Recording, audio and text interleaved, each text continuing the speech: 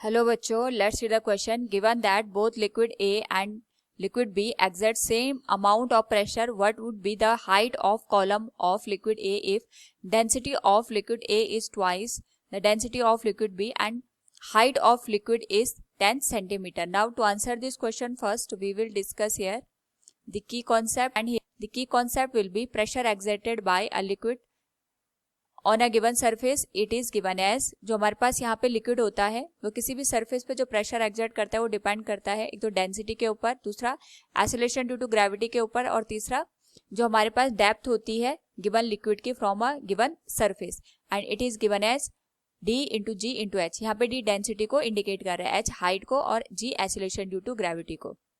हमारे पास यहाँ पे दो लिक्विड दे रखे हैं A एंड B, और दोनों यहाँ पे सेम अमाउंट का प्रेशर एक्सर्ट कर रहे हैं, यानी ए का जितना प्रेशर आएगा बी का भी उतना ही प्रेशर आएगा।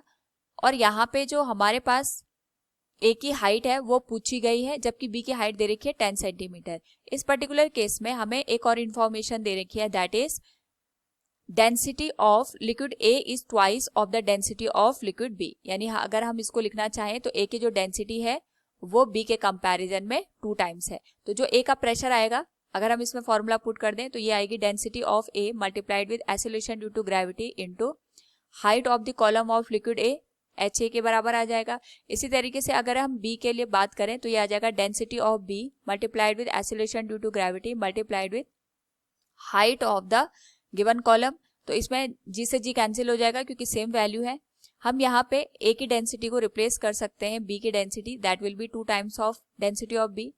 हाइट ऑफ कॉलम ए हमें फाइंड आउट करना है, और इस पर्टिकुलर केस में बी की जो हाइट दे रखी है वो 10 सेंटीमीटर के बराबर दे रखी है।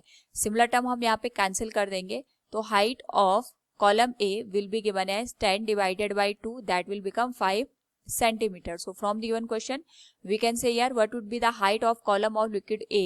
It will be 5 centimeter. Option A will be the right answer. Hope all you understood it. Thank you and best of luck.